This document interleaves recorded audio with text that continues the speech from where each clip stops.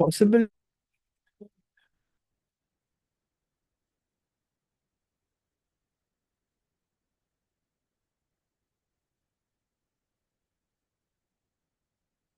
Hello hello hello hello hello hello hello hello hello hello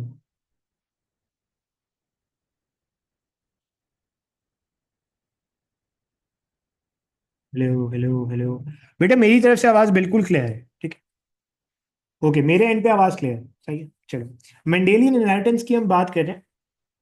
Mendelian inheritance होती क्या है, और असल में मेंडल साहब कहते क्या है, तो ये हमारा आज का टॉपिक है और इसी को हमने डिस्कस भी करना है। मेंडल के दोनों मशहूर ज़माना लॉज भी पढ़ने हैं, और मेंडल के बारे में जो बेसिक बेसिक सी चीज़ें हैं उनको भी हमने डिस्कस करनी है, सही है।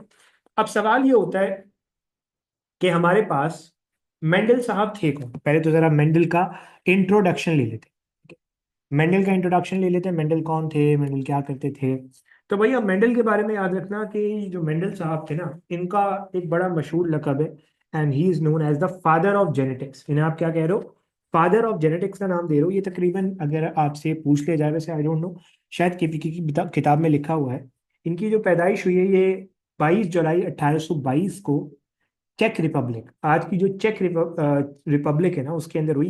ये सब इंपॉर्टेंट बातें नहीं है, बस ये याद करो, बस ये याद रखना है कि बेसिकली वो एक एक फादर थे चर्च के, और उस चर्च के फादर होने के साथ साथ उन्होंने डिफरेंट एक्सपेरिमेंट्स किए थे। And because of that experiment उन्होंने कुछ लॉज डिजाइन किए थे रिगार्डिंग द इनहेरिटेंस, ठीक है। तो ये जो है वो बेसिक सी इनकी कहानी थी जो मैंने आपको बताई। अब देखो, मेंडल का पूरा नाम क्या था ये सुन लो भाई। मेंडल का जो पूरा नाम था वो था ग्रेगोर ग्रेगोर जॉन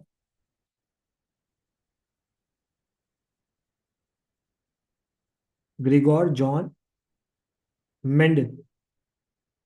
पूरा नाम क्या था भाई, ग्रेगोर जॉन मेंडल। अब इन्होंने बेसिकली इनके जो, जिसे आप कह लो चर्च जो था इनका, उस चर्च के साथ एक वो था, गार्डन था। उस गार्डन के अंदर इन्होंने एक प्लांट कल्टीवेट किया था और उसी पे एक्सपेरिमेंट किए थे, जिसका नाम था पी प्लांट। पी प्लांट का साइंटिफिक नेम इंपॉर्टेंट है। पी प्लांट का साइंटिफिक नेम क्या है, पाइजम सेटिव।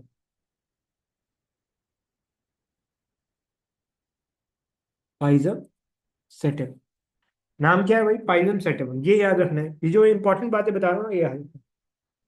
अब हुआ ये कि 1856 और 1863 के दरमियान उन्होंने अप्रोक्सीमेटली 28,000 पी प्लांट के ऊपर काम किया, और उन 28,000 पी प्लांट के अंदर 7 कैरेक्टर्स के ऊपर, कितने कैरेक्टर्स के ऊपर, 7 कैरेक्टर्स के ऊपर उन्होंने बेसिकली स्टडी की।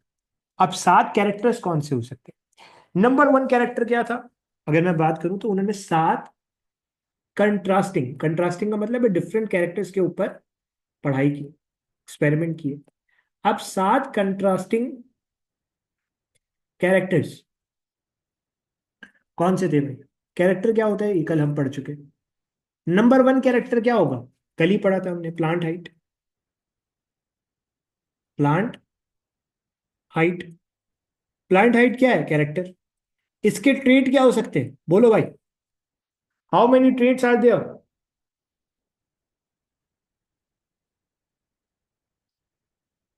प्लांट हाइट के क्या ट्रेट हो सकते हैं?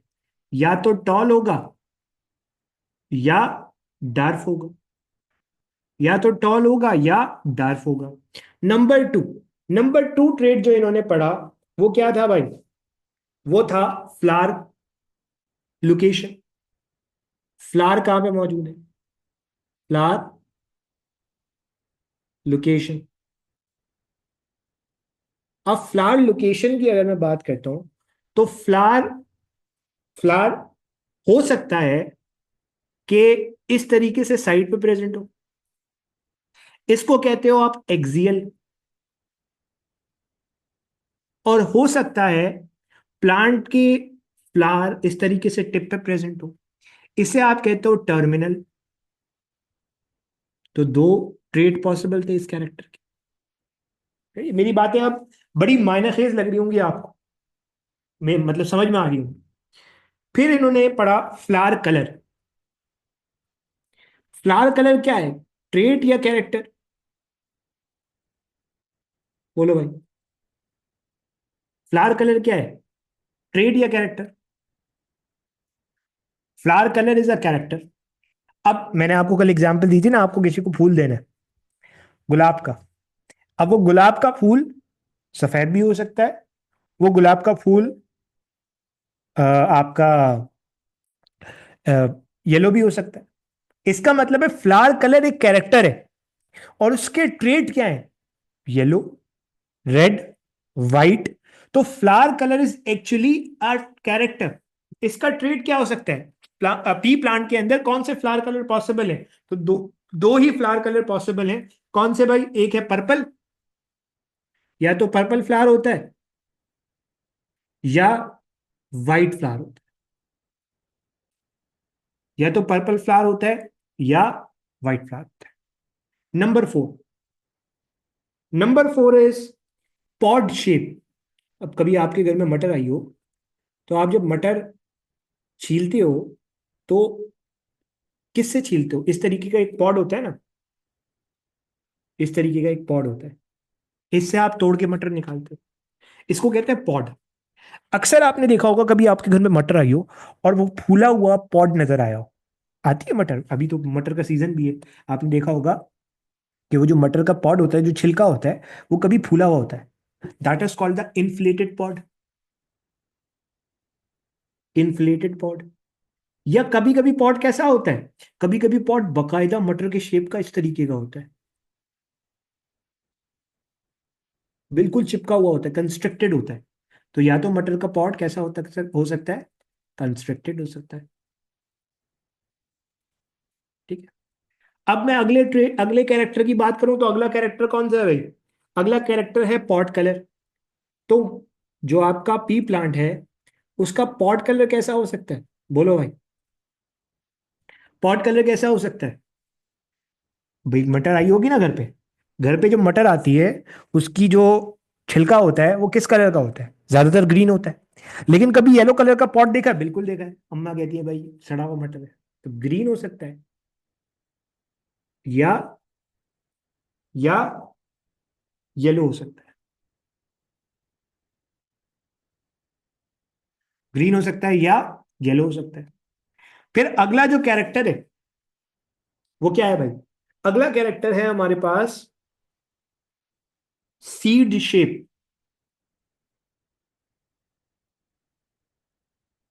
मटर की शेप, सीड की शेप कैसी हो सकती है? या तो गोल होगी या इस तरीके से रिंकल्ड होगी। ठीक है, या तो राउंड होगी या रिंकल्ड होगी।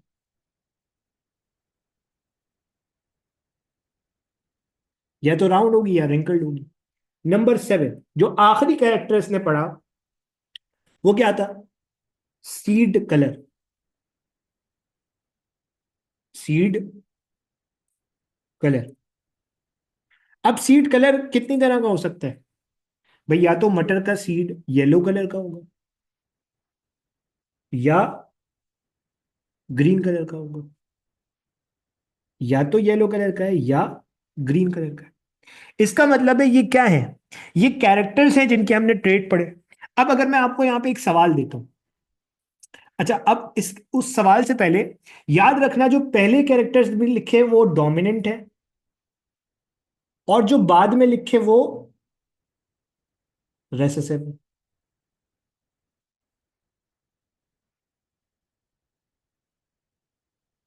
जो पहले लिखे वो डोमिनेंट है, और जो बाद में लिखे वो रेसेसिव। ठीक है, ये इंपॉर्टेंट है, जो पहले लिखे वो डोमिनेंट है, जो बाद में लिखे वो रेसेसिव है। अच्छा भाई, अब इसके अंदर अगर मैं आपसे पूछूं what is the dominant trait of the pod shape, तो क्या जवाब होगा?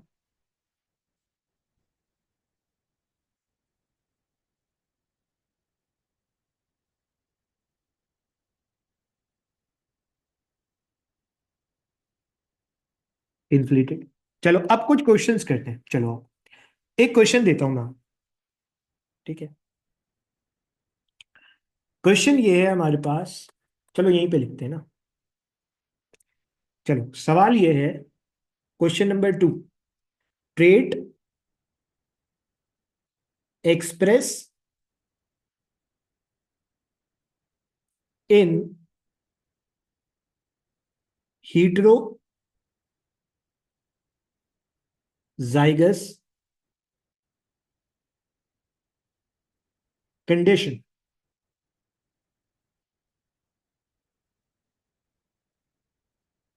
Trait express in heterozygous condition। Option A wrinkled seed,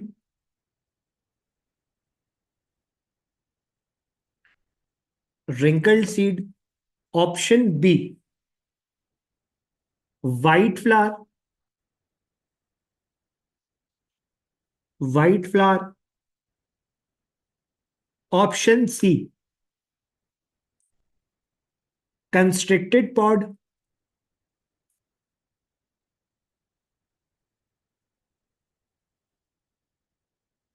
and option D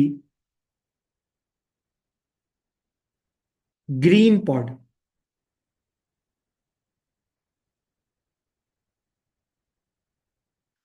हाँ भाई, क्या जवाब होगा?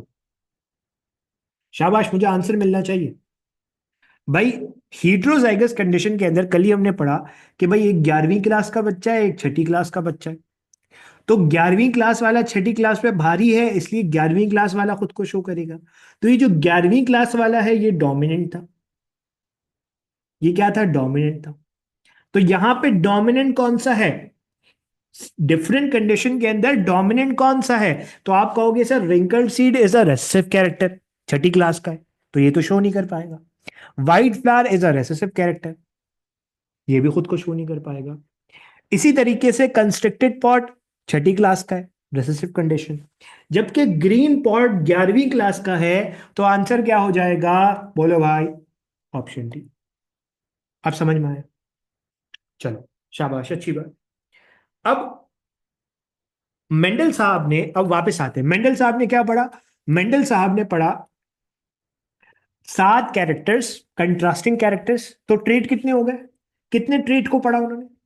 अब हो सकता है सवाल यह आ जाए कि Mendel studied how many traits. 7 trait, जो 7 कह रहे हैं ना, वो कल का लेक्चर दोबारा देखेंगे। कितने ट्रेट पढ़े? 14 ट्रेट पढ़े। सर 14 कैसे हो गए भाई? 60 कैरेक्टर्स हैं तो उनके 14 ट्रेट पढ़े। इत्तेफाक की बात है, मेंडल की कामयाबी का ये राज है कि मेंडल ने जो कैरेक्टर्स पढ़े ना, वो कैरेक्टर्स वो थे जिनके 2 ही ट्रेट पॉसिबल थे। ये मेंडल की कामयाबी का एक राज है, 2 ही ट्रेट थे, तीसरा नहीं था। ये मेंडल की कामयाबी का एक राज है, सही। अब सवाल ये होता है कि सर आपकी बात हक बजानिब है कि मेंडल ने ये काम किया। सवाल ये है कि मेंडल ने ये जो काम किया, इस काम को पब्लिश कब किया? इसने अपना पहला लेक्चर जो पी प्लांट पे दिया था ना, वो लेक्चर दिया था 1865 के अंदर। और उसके बाद एक पेपर पब्लिश किया था, हो सकता है इस पेपर का नाम आपसे एग्जाम के अंदर पूछ लिया जाए, जिस पेपर के अंदर इसने ये सारी कहानी अपनी लिखी थी। और उस पेपर का नाम था एक्सपेरिमेंट्स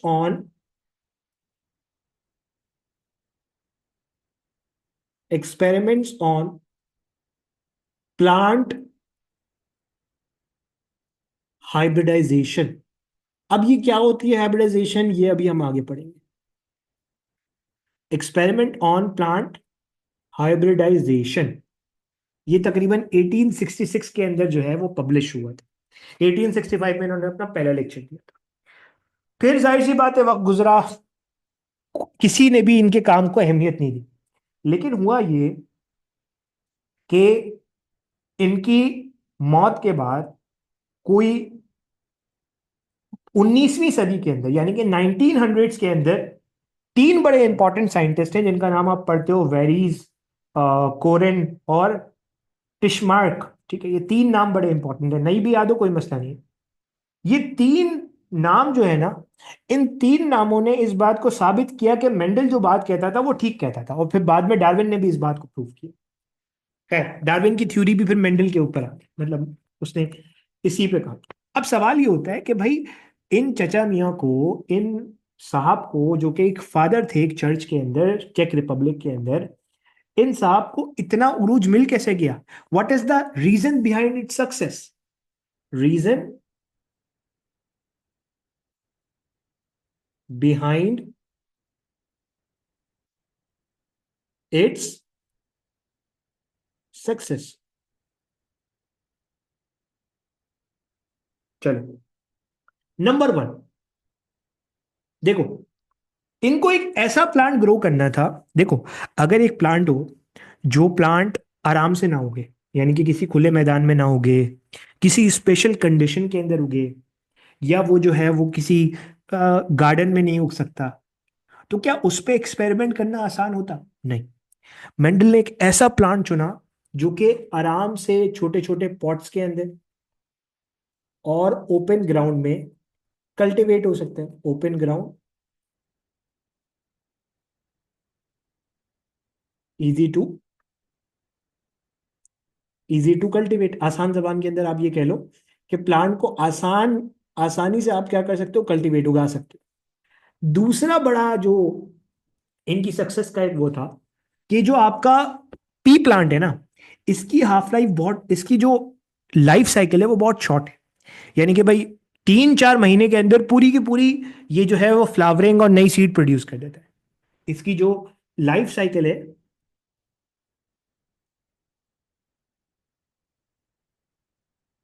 वो कैसी है?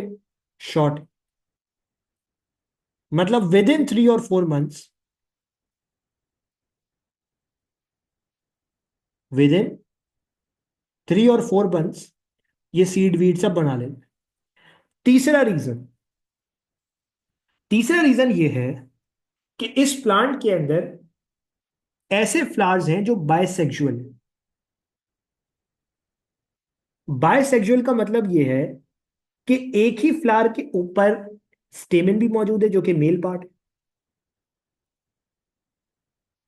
है फ्लावर का, और एक ही फ्लावर के ऊपर पिस्टिल भी मौजूद है जो कि फीमेल पार्ट है।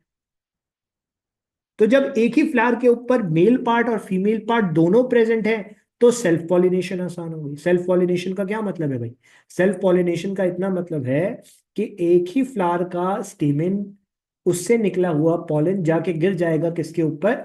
पिस्टल के ऊपर। लेट सपोज ये एक स्टेमिन था और ये बराबर में बैठा हुआ है पिस्टल।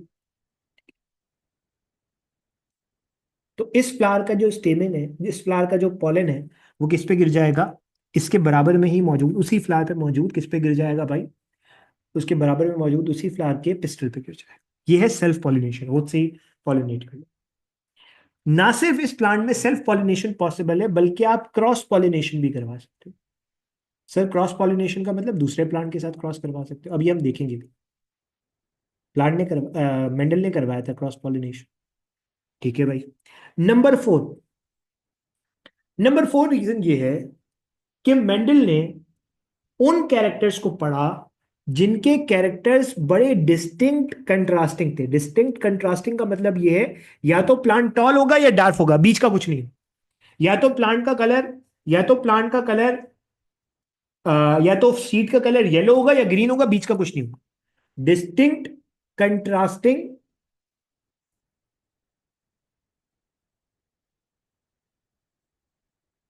कैरेक्टर्स। ठीक है। नंबर 5, नंबर 5 इज, मेंडल ने 7 कैरेक्टर्स पढ़े। कितने कैरेक्टर्स पढ़े? 7। इन 7 में से कितने ट्रेट थे? जल्दी बताओ।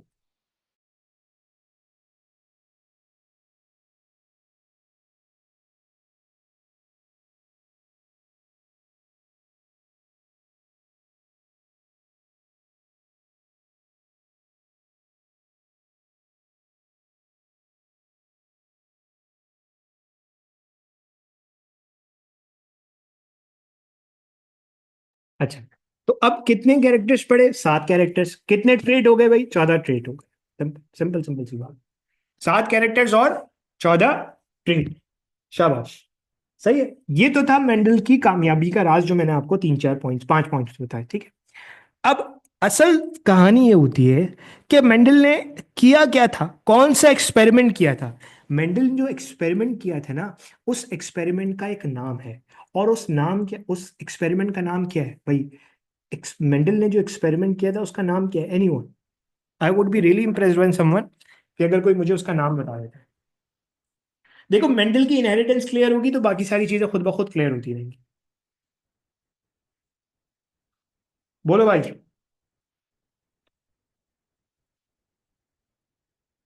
हाँ भाई, बोलो बोलो बोलो।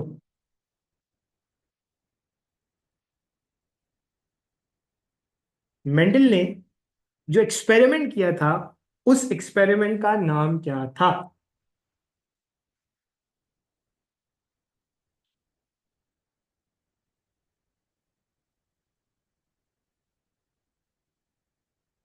हाँ भाई, उस एक्सपेरिमेंट को कहते थे hybridisation experiment. Hybridisation, hybridisation experiment.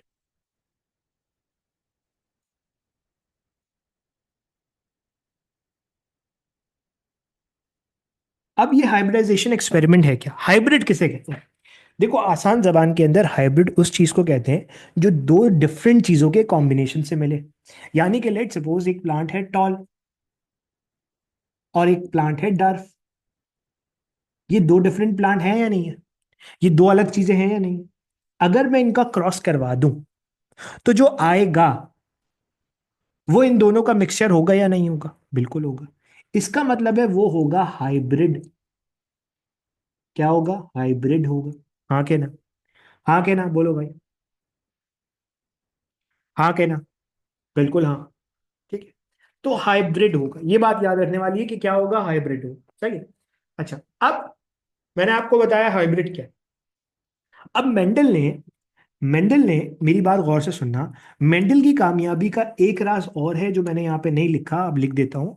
Mendel ने एक वक्त में या तो एक कैरेक्टर को पढ़ा, ओनली वन, और 2 कैरेक्टर्स। या तो एक कैरेक्टर को पढ़ा या 2 कैरेक्टर्स को साथ पढ़ लिया, बस। ये मेंडल का काम था। सही है। चलो, अब आगे जो हमने हाइब्रिडाइजेशन एक्सपेरिमेंट पढ़ना है ना, उसके अंदर हम किस तरीके से आगे मूव फॉरवर्ड कह रहे होंगे। अभी ये काम करते हैं, बच्चे कह रहे हैं कि सर ब्रेक दे दे नमाज का, तो चलो।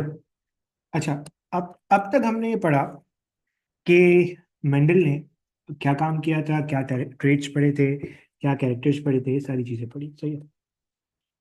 अच्छा देखो भाई, अब बड़ी इंपॉर्टेंट चीज जो मैं आपको यहाँ पे बताने वाला हूँ, वो है फॉर्मेशन ऑफ गेमीट्स। गेमीट्स कैसे बनते हैं? Formation of gametes is very important. Gametes कैसे बनाए? देखो, let suppose, let suppose let suppose, just give me a minute.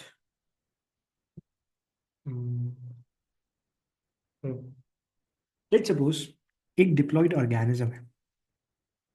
उस डिप्लॉयड ऑर्गेनिज्म के अंदर जो जीनोटाइप है वो है कैपिटल टी कैपिटल टी।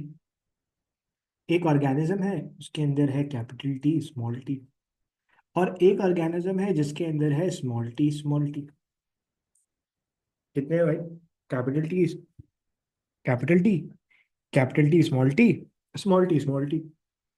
अब अगर मैं आपसे बोलूं कि इसको क्रोमोसोम पे शो करवाओ, तो वो कुछ आप इस तरीके से शो करवाओगे। ठीक है, इस तरीके से शो करवाओगे। लेट सपोज मान के चलते हैं कि ये जो कैपिटल टी है ये प्रेजेंट है यहाँ। अब जरा सुनते रहना। ये कैपिटल टी कहाँ प्रेजेंट है? ये कैपिटल टी प्रेजेंट है यहाँ पे। ये कैपिटल टी यहाँ प्रेजेंट है। ऐसे ही होता है भाई। ये है कैपिटल टी, ये है कैपिटल टी। अब मैं आपसे बोलता हूँ कि इनके बनाओ गेमीट्स। गेमीट्स के अंदर क्या होता है भाई? लेट सपोज एक ऑर्गेनिज्म है वो है डिप्लॉइड, तो गैमीट्स बनते हुए वो हैप्लॉइड हो जाता है। यानी कि अगर किसी ऑर्गेनिज्म के अंदर नंबर ऑफ क्रोमोसोम 2 है तो वो कितना हो जाएगा? 1 हो जाएगा। सिंपल। यानी कि अब इस ऑर्गेनिज्म के इतने कितने क्रोमोसोम है भाई? बोलो। इस ऑर्गेनिज्म के अंदर कितने क्रोमोसोम है? 2। कितने क्रोमोसोम है? 2। बेटा जिसको एक नजर आ रहा है वो आंखों का इलाज कर रहा है। सही है। चलो, इस ऑर्गेनिज्म के अंदर कितने क्रोमोसोम है? 2। अब जब गैमीट बनेंगे तो होगा ये कि ये दोनों क्रोमोसोम सेपरेट होंगे। ये दोनों क्रोमोसोम क्या होंगे? सेपरेट होंगे। भाई ये दो क्रोमोसोम क्या हो गए? सेपरेट हो गए। अब जब ये दो क्रोमोसोम सेपरेट हो गए तो इधर देखो। अच्छा, ये देखो, एक कैपिटल टी यहां आ गया। सही है। और एक कैपिटल टी यहां आ गया। एक कैपिटल टी यहां आ गया। एक कैपिटल टी यहां आ गया। अब अगर मैं आपसे पूछूं कि यहाँ पे कितने गेमीट्स बने, नंबर ऑफ गेमीट्स कितने, तो आप क्या जवाब दोगे?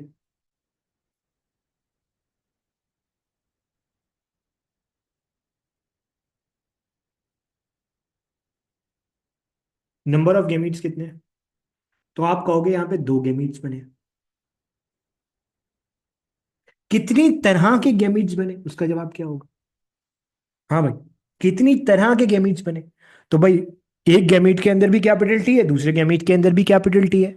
तो आप कहोगे दोनों कैपिटल टी है, सेम है, तो एक ही तरह के गैमीट बने। Type of gamete.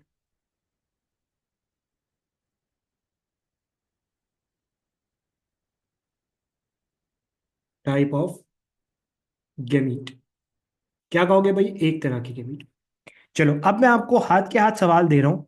इस सवाल के लिए आप मुझे बताओ कि कितने नंबर ऑफ गैमीट्स बनेंगे और कितने गैमीट्स की टाइप बनेगी। चलो जल्दी शुरू हो जाओ। शाबाश। अब यहां पे नंबर ऑफ गैमीट्स होंगे 2, और कितनी तरह के गैमीट्स बनेंगे?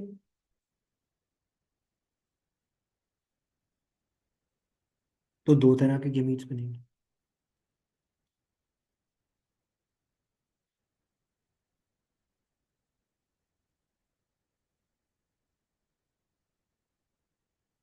2 तरह के गैमीट्स बनेंगे। इसके बारे में क्या ख्याल है? जल्दी बताओ। कैपिटल टी और स्मॉल टी सेम सिचुएशन है या नहीं है? आप कहोगे सर बिल्कुल सेम सिचुएशन है। तो इसके अंदर भी नंबर ऑफ गैमीट 2 बनेंगे।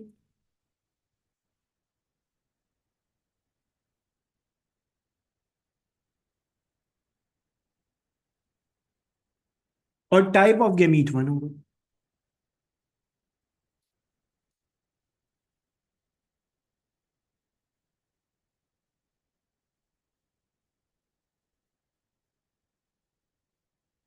समझ में आ रही है बात? Got it?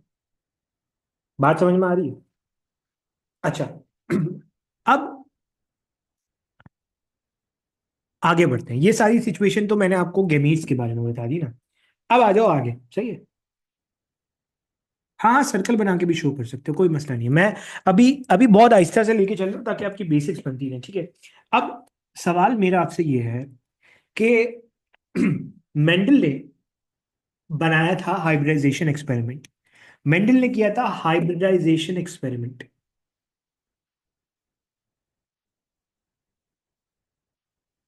Hybridisation hybridisation experiment.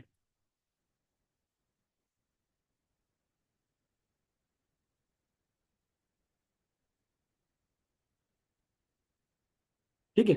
अब ये हाइब्रिडाइजेशन एक्सपेरिमेंट क्या कहता है? ये हाइब्रिडाइजेशन एक्सपेरिमेंट बेसिकली ये कहता है कि आप क्रॉस करवाओ, आप दो ऐसे ऑर्गेनिज्म को मीट करवाओ जो दोनों कैसे हों, ट्रू ब्रीडर हो, ट्रू ब्रीडिंग हो, ट्रू ब्रीडिंग हो। अब सर ये ट्रू ब्रीडिंग क्या होता है? सर ये ट्रू ब्रीडिंग क्या होता है? चलो मैं मान के चलता हूं ये एक फ्लावर है। ये क्या है? एक फ्लावर है। इस फ्लावर के अंदर ये है स्टेमन, और लेट सपोज ये क्या है? बड़ा अजीब सा बन गया, लेकिन चलो मान लो ये क्या है? पिस्टल।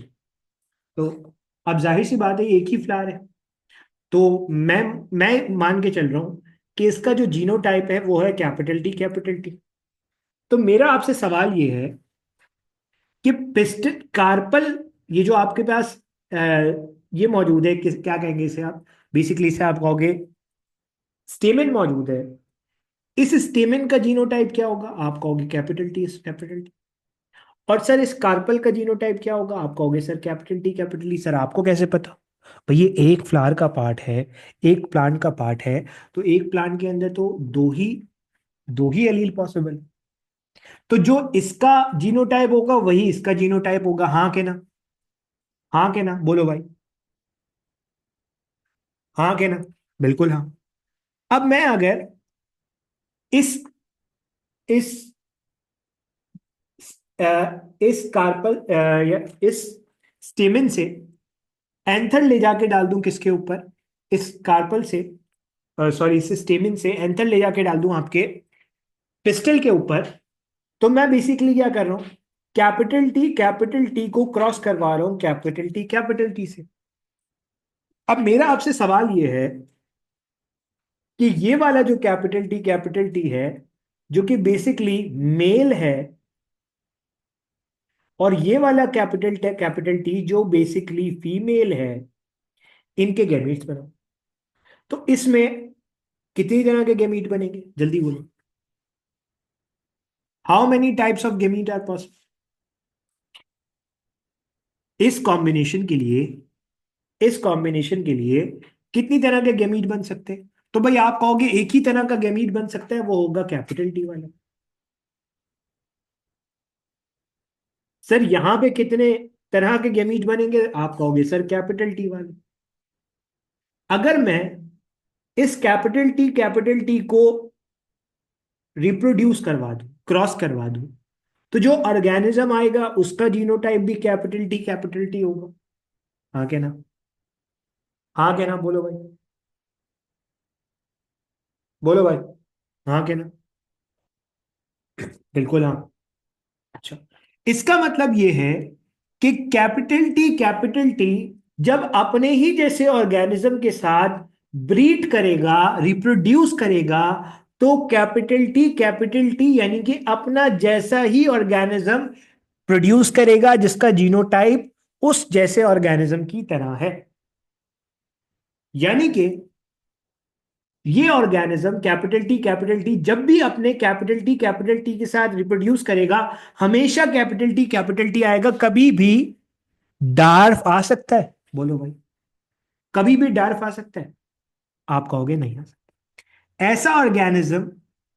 ऐसा ऑर्गेनिज्म जो अपने जैसे ऑर्गेनिज्म के साथ रिप्रोड्यूस करके हमेशा अपने जैसा ऑर्गेनिज्म प्रोड्यूस करे। फिर बोल रहा हूं, ऐसा ऑर्गेनिज्म जो अपने जैसे ऑर्गेनिज्म के साथ रिप्रोड्यूस करके अपना जैसा ऑर्गेनिज्म प्रोड्यूस करे हमेशा, that is called the true breeder.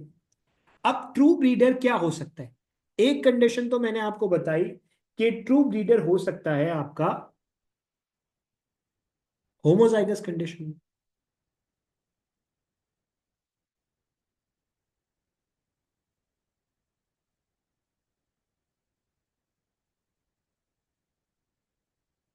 Homozygous condition, ठीक है।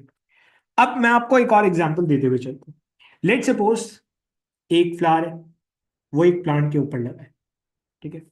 इस प्लांट में ये हो गया आपका स्टेमिन, और ये हो गया आपका, चलो मैं इसको थोड़ा सा बड़ा बनाता हूँ, ये हो गया आपका स्टेमिन, और ये हो गया आपका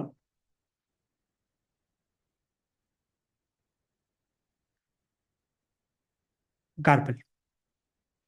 मैं मान के चलता हूं कि इसका जो जीनोटाइप है वो है स्मॉल टी स्मॉल टी। अब मुझे बताओ, अगर ये, इसे मैं रिप्रोड्यूस करवाता हूँ स्मॉल टी के साथ, तो जो ऑर्गेनिज्म आएगा उसका जीनोटाइप क्या होगा? बोलो भाई।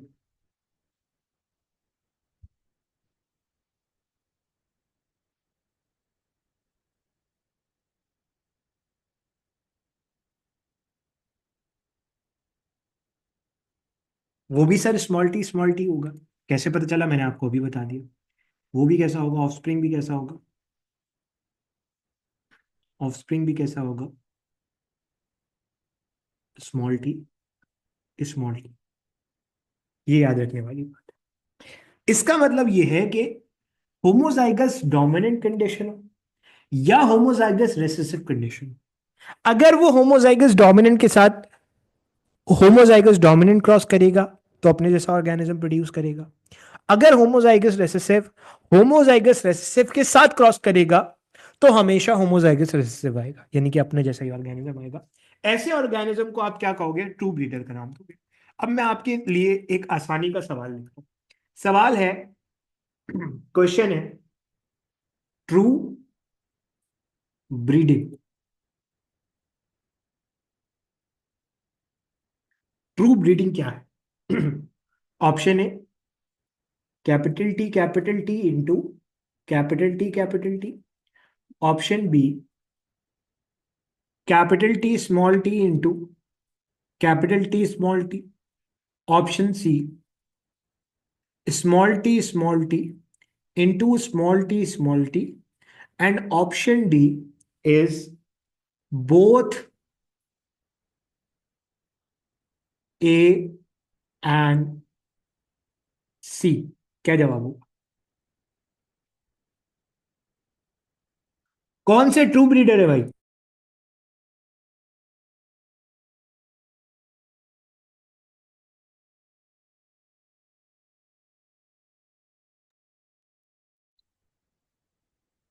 सर इसका आंसर ऑप्शन डी होगा। कैसे पता चला? मैंने आपको अभी करके दिखाया। तो सर एक कंडीशन तो आपने हमें ये बताई कि ट्रू ब्रीडर वो होगा जो हमेशा होमोजाइगस कंडीशन के अंदर होगा, चाहे वो रेसेसिव हो चाहे वो डोमिनेंट हो। दूसरी बात ये कि हम हमेशा उसको क्या करवाएंगे? सेल्फ पॉलिनेट करवाएंगे, अपने ही जैसे ऑर्गेनिज्म के साथ रिप्रोड्यूस करवाएंगे। नंबर 3 बात मैंने आपको क्या बताई? कि वो हमेशा show stable trait for generations, यानी कि हमेशा वो अपने ही जैसा ऑर्गेनिज्म प्रोड्यूस करेगा। ये 3 बातें क्या ट्रू ब्रीडर पे बैठ रही है नहीं बैठ रही? बोलो भाई। हाँ क्या नहीं? बोलो बोलो बोलो बोलो।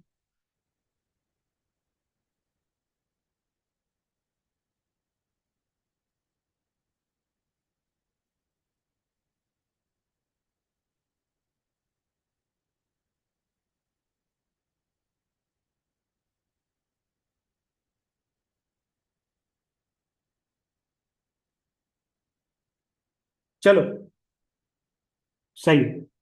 स्टेबल ट्रेट का मतलब है हमेशा अपने जैसा प्रोड्यूस करेगा। एक और सवाल दूं? एक और सवाल दूं हाथ के हाथ? चलो एक और सवाल। सवाल ये है कि which of the following is gamete. इनमें से कौन सा गेमीट है? Option A capital T capital T, option B capital T small T, option सी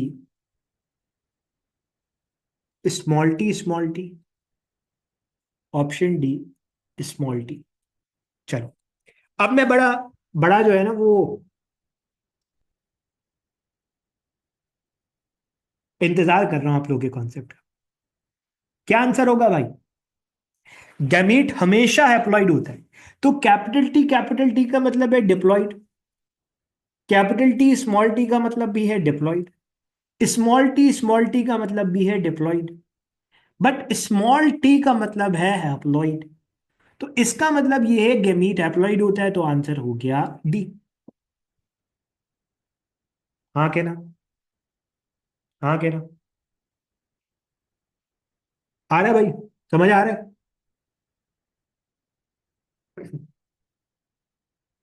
अब अगर मैं आपसे एक जुमला कहूं और वो जुमला ये हो, चलो अब आपसे सवालात करवाता हूं, ठीक है? बिफोर हाइब्रिडाइजेशन हम एक सवाल करते हैं। मैं आपको देता हूं एक ऑर्गेनिज्म है, अभी तो हमने एक के लिए बात की ना। एक ऑर्गेनिज्म है, उसका जीनोटाइप है ये। उसका जीनोटाइप क्या है? ये तो ये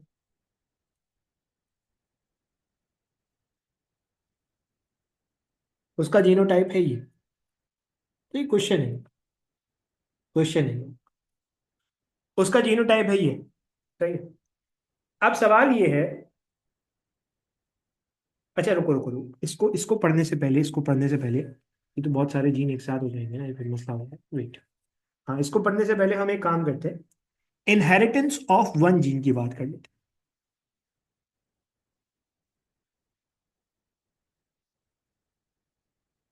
इनहेरिटेंस,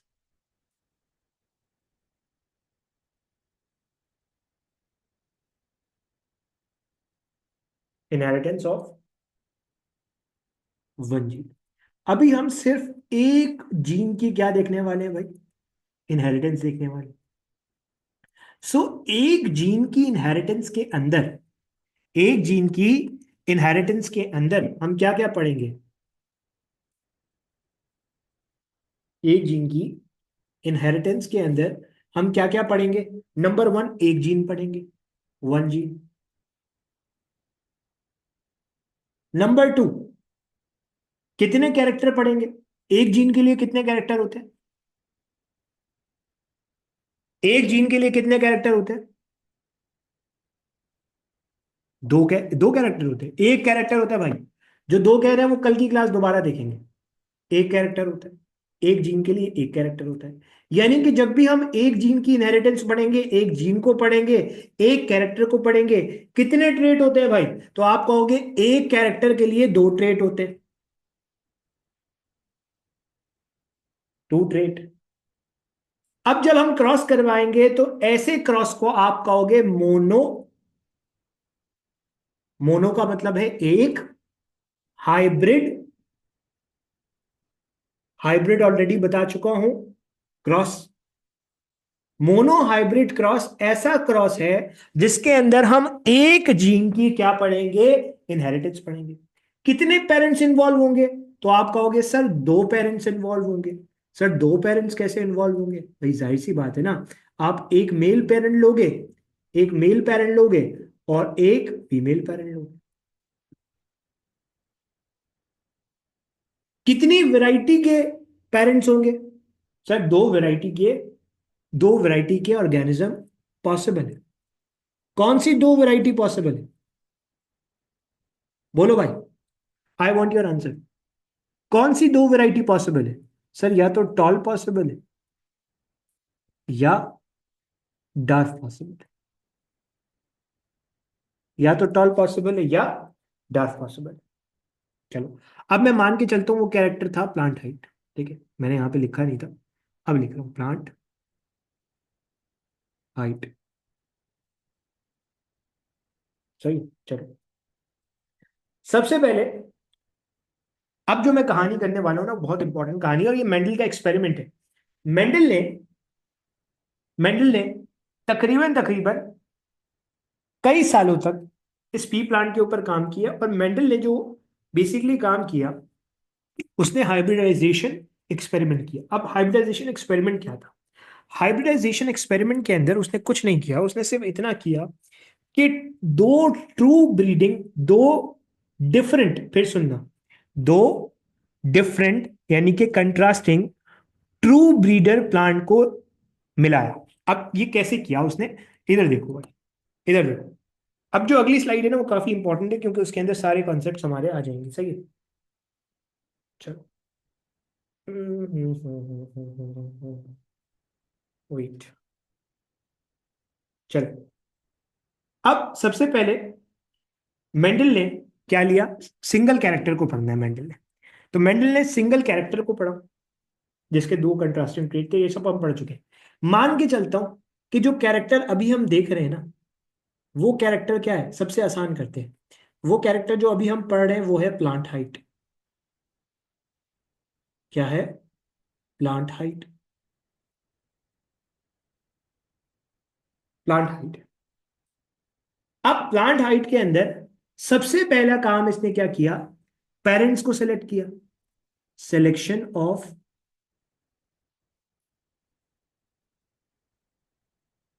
पेरेंट्स।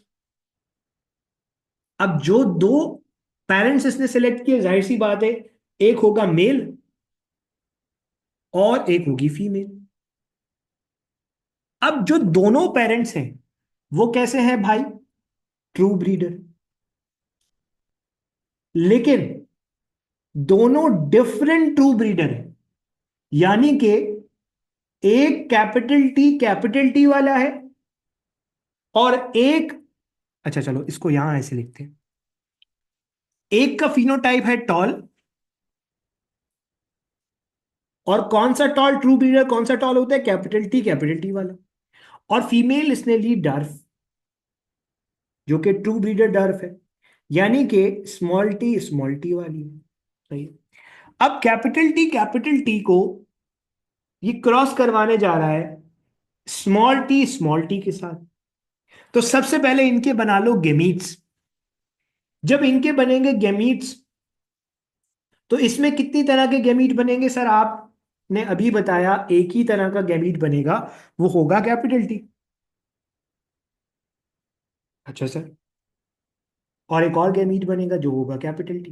ठीक है, लेकिन मैं एक इसलिए लिख रहा हूं ताकि आपको आसानी हो जाए, क्योंकि सेम तरह का है।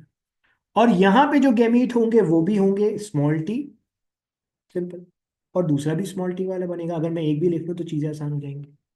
एक ही तरह का गेमीट बनेगा। अगर मैं इसे क्रॉस करवाता हूं तो क्या होगा? कैपिटल टी जब क्रॉस करेगा स्मॉल टी के साथ, तो जो ऑर्गेनिज्म आएगा वो होगा कैपिटल टी स्मॉल टी। क्या होगा भाई? Capital T small T.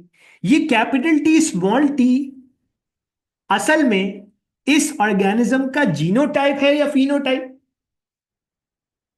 बोलो भाई। इस ऑर्गेनिज्म का जीनोटाइप है या फिनोटाइप? आप कहोगे सर जीनोटाइप है। तो इसका मतलब है इन पेरेंट्स को, जिन्हें आप पी कहते हो, पेरेंटल जनरेशन कहते हो, इनके क्रॉस करने से जो ऑर्गेनिज्म आया उसको आपने कहा F1 जनरेशन। क्या कहा? F1 generation. अब ये जो F1 जनरेशन है, इसके अंदर आपको जीनोटाइप क्या मिला? इसके अंदर आपको एक ही जीनोटाइप मिला, that is capital T small T. सवाल ये है कि सर ये कैपिटल टी स्मॉल टी तो जीनोटाइप है, आप ये बताएं कि मुझे क्या नजर आएगा? मुझे तो कैपिटल टी स्मॉल टी नजर नहीं आएगा, मुझे तो प्लांट की हाइट नजर आएगी। और वो प्लांट की हाइट क्या है? वो प्लांट की हाइट फिनोटाइप है। तो जो फिनोटाइप होगा वो क्या होगा? फिनोटाइप दो ही पॉसिबल है, या तो टॉल पॉसिबल है या डार्फ पॉसिबल है। Tall is to dwarf. ठीक है, कितने टॉल मिले आपको? सर तमाम के तमाम, एक 11वीं क्लास का बच्चा है, एक छठी क्लास का बच्चा है, तो 11वीं क्लास खुद को डोमिनेट कर लेगी, यानी कि तमाम के तमाम ऑर्गेनिजम्स क्या होंगे? तमाम के तमाम ऑर्गेनिजम्स, आपके 100% ऑर्गेनिजम्स क्या होंगे? टॉल होंगे। सर ये आपने 4 कैसे लिख दिया? चलो आओ, इसके लिए आप बनाते हो एक क्रॉस, एक स्क्वायर बनाते हो, ठीक है, चलो मैं स्क्वायर बना देता हूँ। Just give me a minute.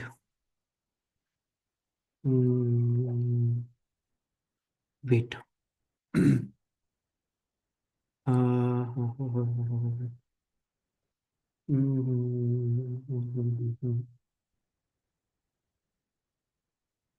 Okay wait.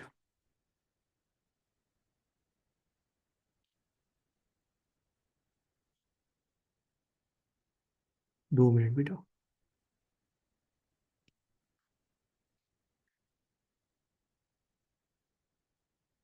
अच्छा।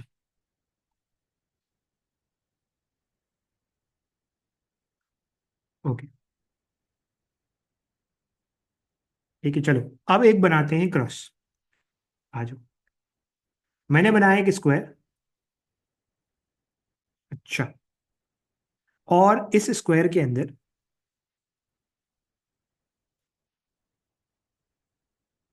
मैंने इस तरीके से कुछ लाइनें ड्रॉ कर दी। अच्छा, ये जो स्क्वायर मैं बना रहा हूं ना, इसे आप कहते हो पनेट स्क्वायर। मेंडल ने ये नहीं बनाया था। सर मेंडल ने ये क्यों नहीं बनाया था? क्योंकि मेंडल के जमाने में ये नहीं था, ये बाद में आया। सर ये कब आया, ये पनेट स्क्वायर कब आया? आपने तो बताया कि सर ये पनेट स्क्वायर मेंडल के जमाने में नहीं था। ये एक इंग्लिश जेनेटिस्ट रिग्नेल्ड सी पनेट ने दिया था 1917 के अंदर, मेंडल के बाद काफी टाइम बाद। तो बेसिकली ये पनेट स्क्वायर आपकी जेनेटिक्स को आसान बनाता है। अब मैंने क्या किया, मैंने यहां पे रखी फीमेल और यहां पे रखा मेल। अब फीमेल के जो गैमीट्स थे वो थी small T, small T. Male का जो गैमीट था वो था कैपिटल टी, कैपिटल टी। तो सर जब कैपिटल टी स्मॉल टी के साथ कंबाइन करेगा तो बनेगा कैपिटल टी स्मॉल टी। जब कैपिटल टी स्मॉल टी के साथ कंबाइन करेगा तो बनेगा कैपिटल टी स्मॉल टी। जब कैपिटल टी स्मॉल टी के साथ कंबाइन करेगा तो बनेगा कैपिटल टी स्मॉल टी। इसी तरीके से यहां पे भी तो 4 ऑर्गेनिज्म बने, और चारों के चारों, और चारों के चारों कैपिटल टी स्मॉल टी वाले बने। और इनका जो फिनोटाइप आया वो आया टॉल। यानी कि तमाम के तमाम 4 के 4 ऑर्गेनिज्म क्या हुए, टॉल हुए। और एक भी डार्फ नहीं हुआ। लेकिन अगर आप गौर से देखो तो ये जो F1 वाला ऑर्गेनिज्म है, इसका जो जीनोटाइप है, ये ना तो किसी एक पेरेंट की तरह है, बल्कि ये दोनों पेरेंट का मिक्सचर है। एक से इसने कैपिटल टी लिया, दूसरे से इसने स्मॉल टी लिया। यानी कि दोनों पेरेंट्स का क्या है, मिक्सचर है। और मिक्सचर को आप क्या कहते हो, हाइब्रिड का नाम देते हो। तो ये आपने क्या बना लिया, हाइब्रिड बना लिया। तो सबसे पहले आपने पेरेंट्स को सेलेक्ट किया, फिर आपने हाइब्रिड बना लिया। हाइब्रिड कैसे बनाया वो मैंने आपको बता दिया। अब मेंडल यहां पे नहीं रुका। मेंडल ने अपने लिए आसानी की और F2 जनरेशन निकाली। सर F2 जनरेशन मेंडल ने कैसे निकाली? मेंडल ने F2 जनरेशन निकाली by self pollination. Self pollination का मतलब यह है कि मेंडल के पास जो F1 में आया था वो था कैपिटल टी स्मॉल टी। इसने इसी जैसे कैपिटल टी स्मॉल टी के साथ क्या करवाया, रिप्रोड्यूस करवाया। अब मेरा आपसे सवाल यह है कि मुझे बताओ कि जब इस कैपिटल टी स्मॉल टी के गैमीट्स बनेंगे तो कितनी तरह के गैमीट्स बनेंगे? सर एक बनेगा कैपिटल टी वाला, एक बनेगा स्मॉल टी वाला, एक बनेगा कैपिटल टी वाला, एक बनेगा स्मॉल टी वाला। तो ये F2 F1 वाले ऑर्गेनिज्म को इसने क्या करवाया, सेल्फ पॉलिनेट करवाया। कैसे करवाया? कैपिटल टी स्मॉल टी को क्रॉस करवाया, किसके साथ, कैपिटल टी स्मॉल टी के साथ। मैं मान के चलता हूं ये है मेल, मैं मान के चलता हूं ये है फीमेल, ठीक है। अब सुनते रहना मेरी बात। अब गैमीट्स बना लिए। अब जब गैमीट्स बना लिए तो गैमीट्स बनाने के बाद इसने क्या किया, इसने बनाया वो स्क्वायर जो अभी मैंने आपको दिखाया था। इसने क्या बनाया, वो स्क्वायर बनाया। अब आ जाओ वो स्क्वायर देख लेते हैं। ओके।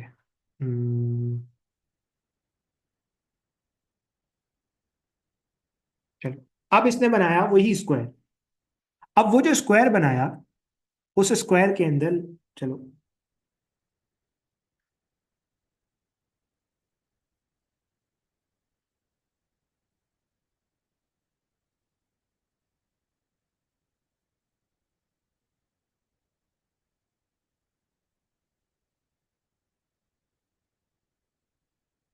ओके।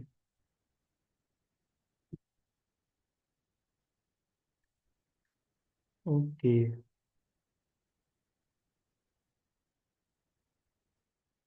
सही है। अब ये मैं क्या बना रहा हूँ भाई? बोलो भैया, ये क्या बन रहा है? ये बन रहा है आपका पनेट स्क्वायर। यहां पे रखा मैंने फीमेल को, यहां पे रखा मैंने मेल को। फीमेल के गेमीट क्या थे? वही capital T small T. Male के गेमीट क्या थे? वही कैपिटल टी स्मॉल टी। अब सोचो, जब आप ये पनेट स्क्वायर बना के क्रॉस करोगे, तो यहाँ पे आपके पास आएगा कैपिटल टी कैपिटल टी। ये कैपिटल टी स्मॉल टी के साथ मिल जाएगा, तो कैपिटल टी स्मॉल। फिर ये स्मॉल टी इस कैपिटल टी के साथ आएगी, तो आप स्मॉल टी कैपिटल टी भी लिख सकते हो, लेकिन ज्यादा बेहतर है कैपिटल टी स्मॉल टी लिखो। कैपिटल पहले लिख लो। फिर ये स्मॉल टी से स्मॉल टी के साथ जाएगा, तो आपके पास आ जाएगा small T small T.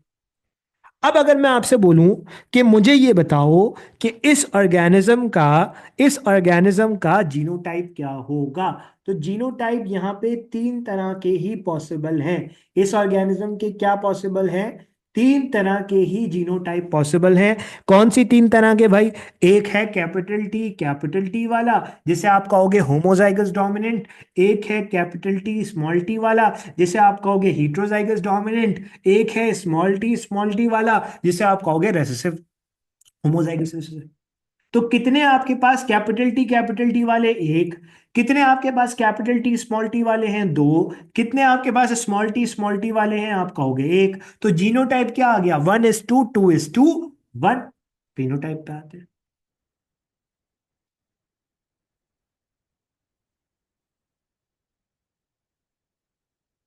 Phenotype पे आ गए। अब फिनोटाइप कितनी तरह के पॉसिबल है सर? दो तरह के ही, टॉल और डार्फ।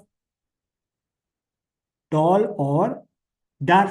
कितने टॉल हैं भाई? देखो, कैपिटल टी वाला भी टॉल होगा, कैपिटल टी स्मॉल टी वाला भी टॉल होगा, कैपिटल टी स्मॉल टी वाला भी टॉल होगा। यानी कि चार में से तीन प्लांट टॉल होंगे और एक प्लांट डार्फ होगा। हाँ के ना? हाँ के ना?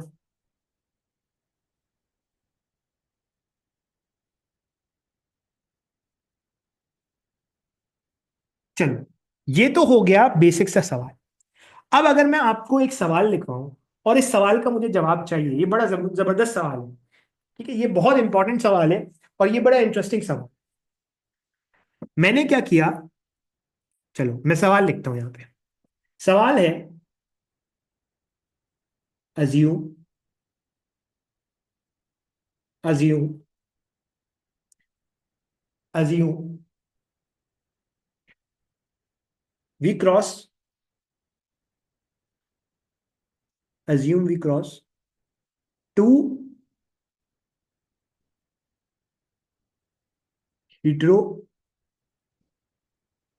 heterozygous assume we cross two heterozygous pea plants,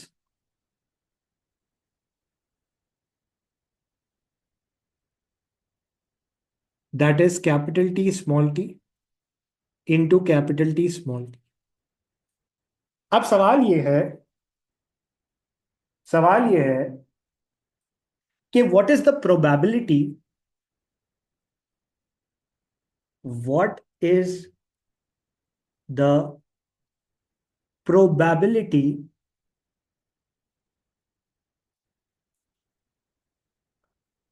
what is the probability of what is the probability that what is the probability that this tall plant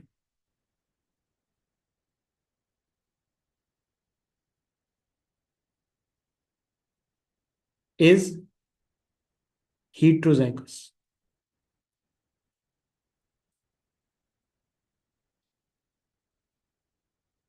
heterozygous होता है कैपिटल टी स्मॉल टी। चलो, सवाल आपके सामने, options में लिख देता हूं। ऑप्शंस लिखता हूं मैं। 1/2। ऑप्शन बी में लिखता हूं 2/3।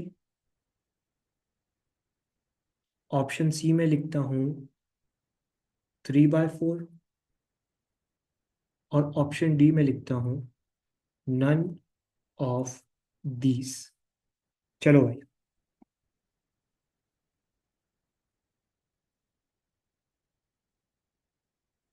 सुकून से सॉल्व करो, सुकून से सॉल्व करो। क्या देखो, सिंपली आपने क्या किया, सिंपली आपने इस क्वेश्चन के अंदर दो हीटेरोजाइगस प्लांट्स को क्रॉस कर लिया, पनेट स्क्वायर से क्रॉस कर लिया। अब आगे सवाल क्या कह रहा है, सवाल बड़ा इंपॉर्टेंट है। कह रहा है what is the probability that this tall plant, क्या प्रोबेबिलिटी है कि टॉल प्लांट हीटेरोजाइगस हो। इसका मतलब है यहां पे डार्फ की तो बात कर ही नहीं रहा है, यहां पे कह रहा है सिर्फ टॉल प्लांट के अंदर क्या प्रोबेबिलिटी है कि वो हीटेरोजाइगस हो। कितने बच्चे ऐसे हैं जिन्होंने इसका आंसर 1/2 किया है, बोलो भाई।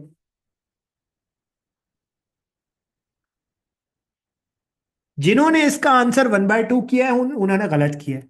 क्यों? मैंने अभी आपको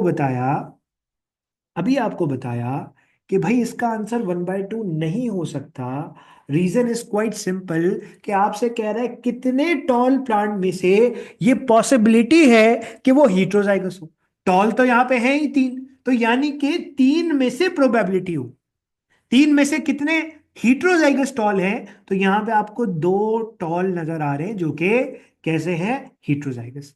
और इसका आंसर हो जाएगा 2/3। एग्जामिनर ऐसे क्वेश्चन एग्जाम के अंदर देता है ताकि आपको वो क्या कर सके, कंफ्यूज कर सके। समझ में आ रही बात? हाँ भाई, क्लियर है। बेहतरीन बेहतरीन। आगे बढ़े।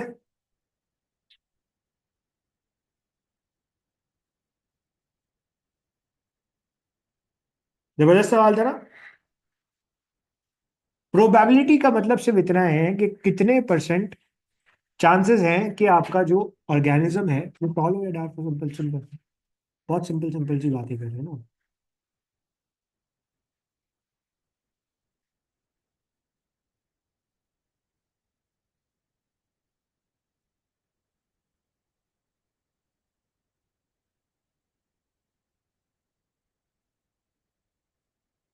चलो आगे बढ़ते हैं। अब अगर आगे बढ़ूं तो आगे मैं एक और क्वेश्चन देता हूँ। चलो, क्वेश्चन हमारे पास ये है कि लेट सपोज मान के चलता हूँ, और क्वेश्चन करें। हाँ भाई, और क्वेश्चन करो, बोलो। अब मैं क्रॉस करवा रहा हूँ, लेट सपोज इनको, ठीक है। अब मैं क्रॉस करवा रहा हूँ इन दो को। सवाल है what is the probability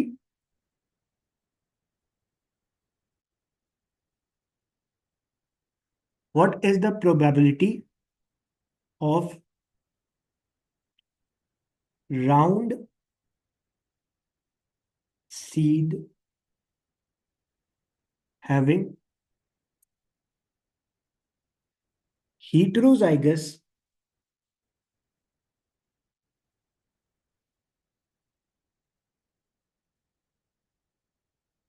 genotype.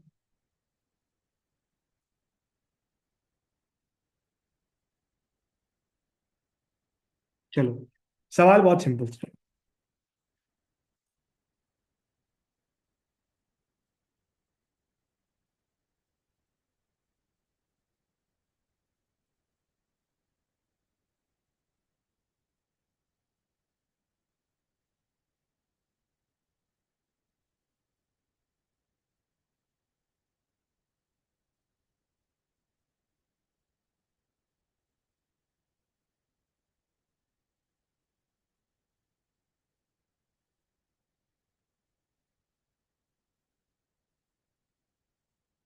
चलो क्रॉस करते हैं आज भाई।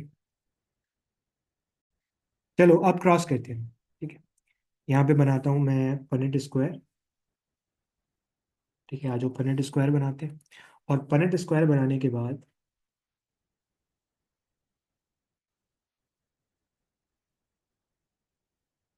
यहाँ पे मैं लिखता हूँ कैपिटल आर, कैपिटल आर।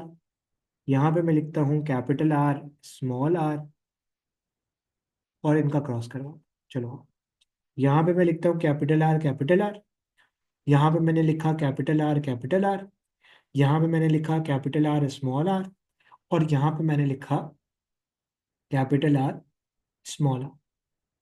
सवाल ये है कि इनमें से कितने राउंड सीड में से ये प्रोबेबिलिटी है कि हीट्रोजाइगस जीनोटाइप।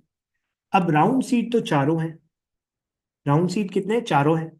तो इसका मतलब है चार में से पॉसिबिलिटी होगी। चार में से कितने हीट्रोजाइगस है? तो आपको नजर आ रहा है दो हीट्रोजाइगस है। तो आप सिंपल मैथ्स करो, टू वन जार टू, टू टू जार फोर, यानी कि आपका आंसर हो गया 1/2। यानी कि 50% प्रोबेबिलिटी है कि आपके पास ये कहानी है। हाँ क्या ना, हाँ क्या ना। चलो, मजा आया भाई, मजा आ रहा है। अच्छे सवाल है ना भाई। चलो आगे बढ़ो। अब दोबारा अपनी कहानी पे वापस आते हैं। सवाल ये होता है, सर ये तो आपने बीच में सवाल दे दिए ना। अब सवाल ये होता है कि मेंडल ने ये जो काम किया, F1 किया, फिर F2 किया, तो क्या मेंडल इस पे रुक गया? नहीं भाई, मेंडल इस पे नहीं रुका।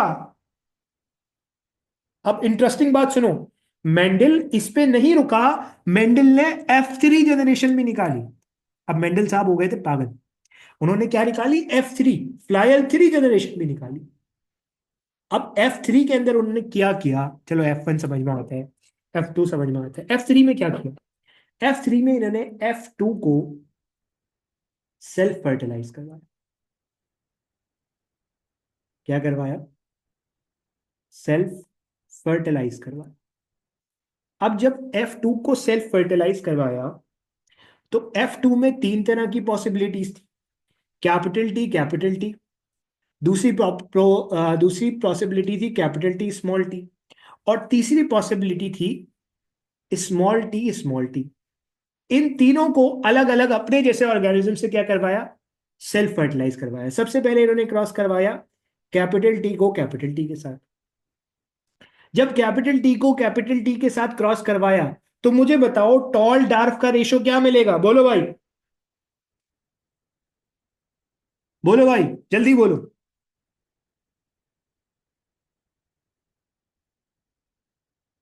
टॉल तमाम के तमाम F1 में क्या हो गए, टॉल हो गए, और जीरो डार्फ हो गए। तमाम के तमाम F1 में टॉल हो गए और जीरो डार्फ हो गए। दूसरी पॉसिबिलिटी जो इन्होंने काम किया वो था कैपिटल टी स्मॉल टी को क्रॉस करवाया कैपिटल टी स्मॉल टी के साथ। अब बताओ क्या कहानी हुई होगी? जल्दी बताओ, क्रॉस करो भाई, जल्दी क्रॉस करो। मैं क्रॉस नहीं कर पाऊंगा यहां पे। I want your answers. भाई यहां पे टॉल इज टू डार्क का जो रेशो मिला होगा,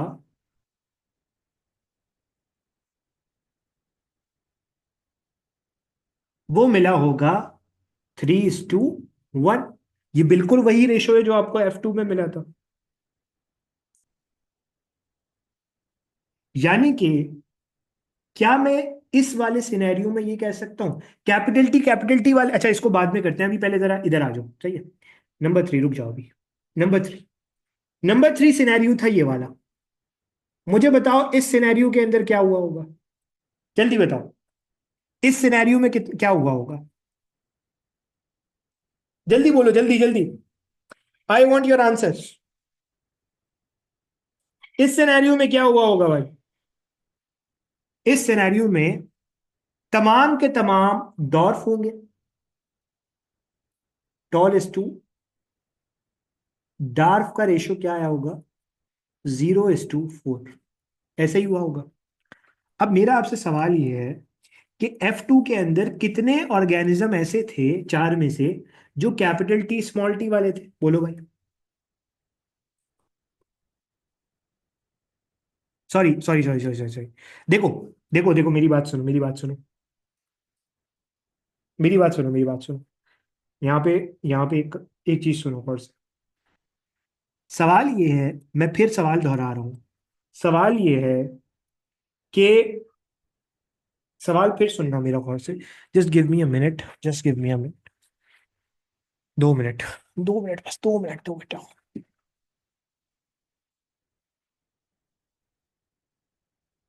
just give me a minute.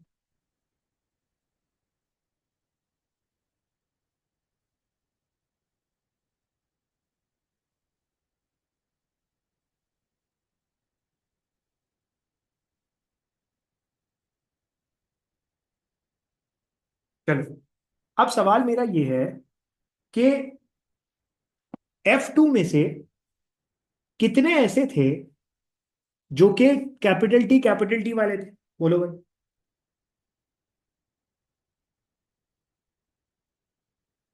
बोलो बोलो बोलो बोलो। एक। तीन में से, तीन में से एक जो F2 वाले थे, उन्होंने तमाम के तमाम आगे जाके टॉल प्रोड्यूस करे। अगर ये बात नहीं भी समझ में आती तो छोड़ सकते हो, ये बात इंपॉर्टेंट नहीं है। तीन में से कितने ऐसे थे जो कैपिटल टी स्मॉल टी वाले थे? बोलो भाई, जल्दी बोलो। तो सर दो ऐसे थे, दो ऐसे थे जो इस तरह के थे। इन्होंने आगे जाके 3:1 का रेशो प्रोड्यूस किया। टॉल इज टू डार्क का रेशो इसका क्या आया था? 3:1। और कैपिटल स्मॉल टी वाले कितने थे सर? एक था। तो 1/3 of F2 produce how many tall? All dwarf, ठीक है, ऑल डार्फ। अब ये इतना इंपॉर्टेंट नहीं है। इंपॉर्टेंट ये है कि अगर आप F3 भी देखो, जब आप कैपिटल टी को क्रॉस करवा रहे हो तो वही रेशो मिल रहा है जो आपको ट्रू ब्रीडर में मिलता है। इसी तरीके से जब आप कैपिटल टी स्मॉल टी को कैपिटल टी स्मॉल टी के साथ क्रॉस करवा रहे हो तो वही रेशो मिला जो आपको F2 में मिला। इसी तरीके से जब आप क्रॉस करवा रहे हो कैपिटल स्मॉल टी को स्मॉल टी के साथ, तो वही रेशो मिल रहा है जो आप एक्सपेक्ट कर। इसका मतलब यह है कि मेंडल एक बात तो बिल्कुल सही समझ गया है, और मेंडल ने यह समझा है कि भाई, कि भाई कुछ तो ऐसा है, कुछ तो ऐसा है। अगर आप गौर से देखो तो F1 के अंदर, F1 के अंदर ये देखो, ये F1 है ना, इस F1 के अंदर ये F1 आया कैसे था? टॉल और डार्क के कॉम्बिनेशन से। लेकिन तमाम के तमाम F1 में क्या हो गए? टॉल हो गए। लेकिन जब इसने F1 वाले ने आगे अपने जैसे ऑर्गेनिज्म के साथ रिप्रोड्यूस किया तो अपने पेरेंट जैसा डार्क भी प्रोड्यूस किया। इसका मतलब यह है कि कुछ ना कुछ तो ऐसा है इस कैपिटल टी स्मॉल टी के अंदर जो आगे जाके ये अपने पेरेंट जैसा डार्फ भी प्रोड्यूस कर रहा है। और मेंडल ने उसको नाम दिया एलिमेंटेंस का, वही एलिमेंटेंस जिन्हें हमने कल अलील का नाम दिया था। हाँ के ना? हाँ के ना? फिर सुनो, फिर सुनो, फिर सुनो सवाल, जुमला मेरा फिर सुनो। जुमला मेरा ये है कि जब दो पेरेंट्स को क्रॉस करवाया तो दो पेरेंट्स से क्रॉस करवाने के बाद आपको मिला टॉल, कोई डार्फ नहीं मिला। तो सवाल यह है कि वो डार्फ गया कहां? जब इस F1 वाले ने आगे क्रॉस किया अपने जैसे ऑर्गेनिज्म के साथ तो अपने पेरेंट जैसा डार्फ भी प्रोड्यूस किया। इसका मतलब यह है कि कुछ ना कुछ तो ऐसा था जो इसके पेरेंट से F1 के अंदर आया और F1 ने आगे F2 के अंदर पास किया तो डार्फ बना। उसी को मेंडल ने क्या कहा था भाई? उसी को मेंडल ने कहा था, बोलो, क्या कहा था?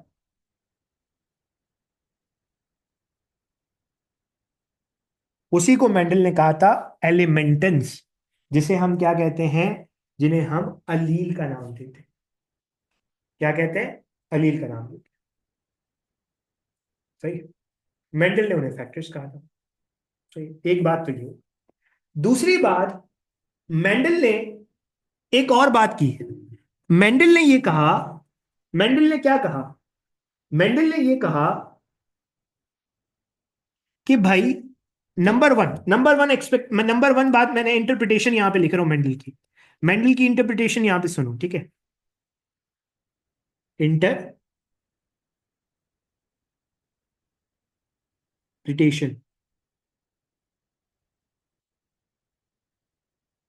अब मेंडल की इंटरप्रिटेशन क्या है, जल्दी से सुन लो।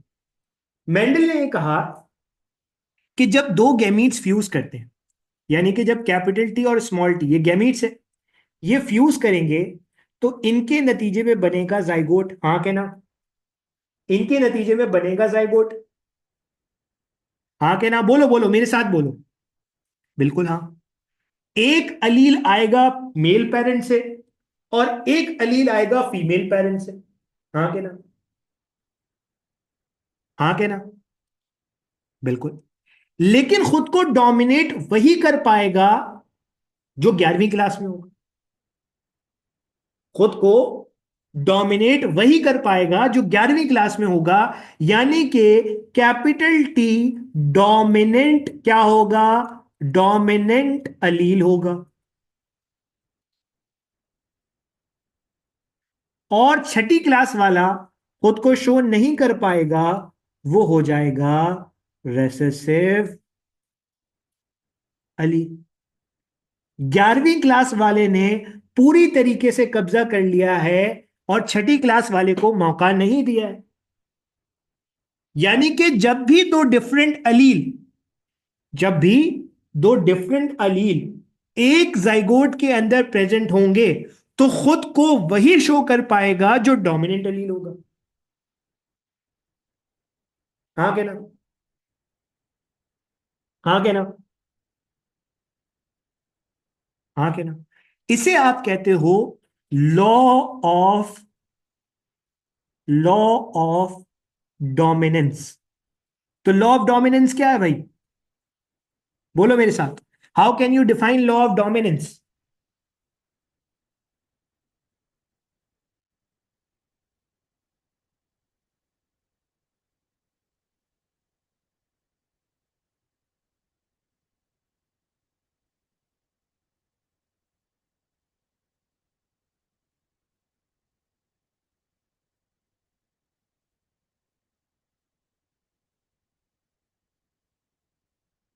ठीक है, शाबाश।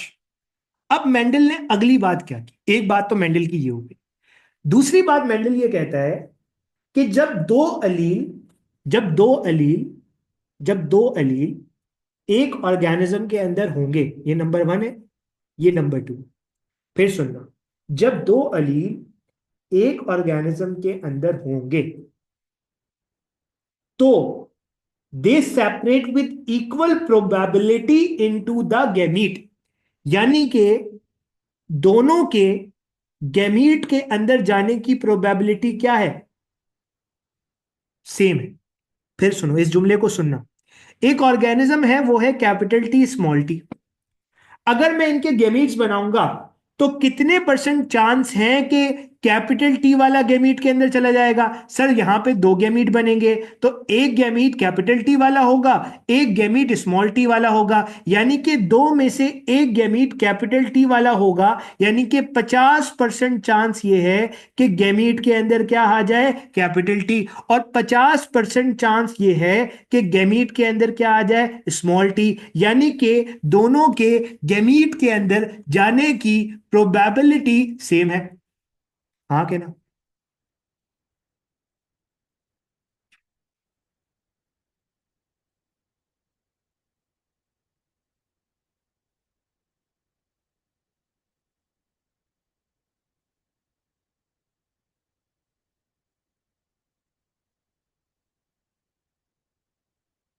हाँ के ना?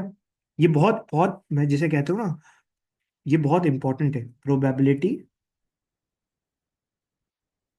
मैं यहाँ पे लिख भी देता हूँ ना वो जुमला, ताकि आप लोगों को हिफ्ज रहे वो जुमला। सही है? मैंने क्या बोला?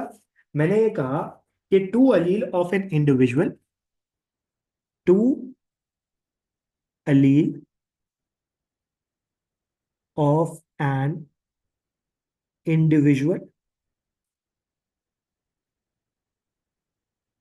two allele of an individual separate with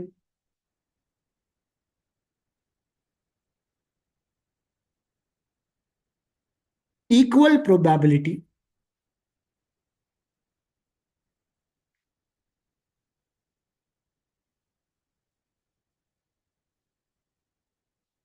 separate with equal probability into gametes. यही बात की थी मैंने, यही बात की थी मैंने। हाँ क्या ना, यही बात की। क्या कैपिटल टी वाला स्मॉल टी के ऊपर डिपेंडेंट होगा? नहीं सर, कैपिटल टी वाला अलग है, स्मॉल टी वाला अलग है। यही चीज आगे जाके कन्वर्ट हुई एक लॉ के अंदर, जिस लॉ को आप कहते हो लॉ ऑफ सेग्रीगेशन,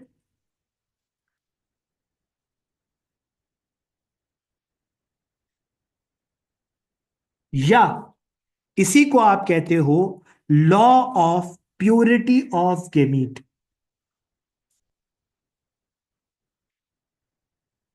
अब सर ये लॉ कहता क्या?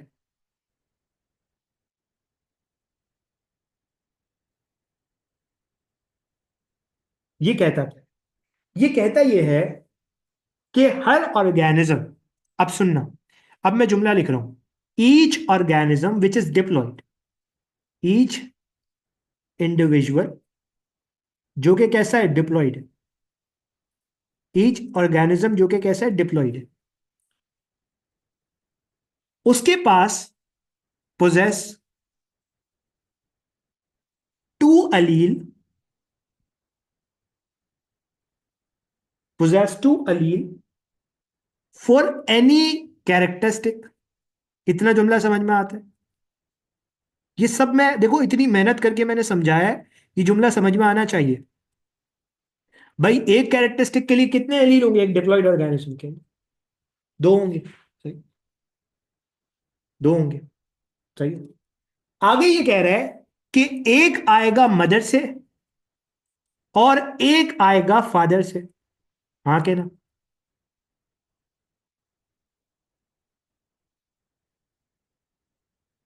हाँ के ना? चलो शाबाश। अब आगे बढ़ो। अब कह ये रहा है कि जब ये ऑर्गेनिज्म अपने गेमीट बनाएगा, लेट सपोज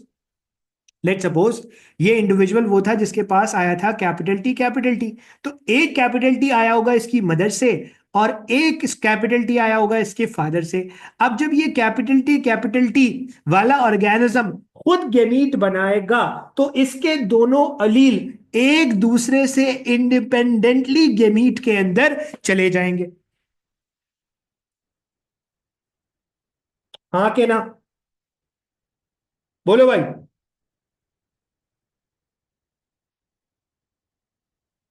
शाबाश, मेरी मेहनत। अब समझ में आया जिंदगी में लॉ ऑफ सेग्रीगेशन, समझ में आया भाई? लॉ ऑफ सेग्रीगेशन समझ में आया? सेग्रीगेशन का मतलब है अलग हो जाएंगे, जुदा हो जाएंगे, टूट जाएंगे।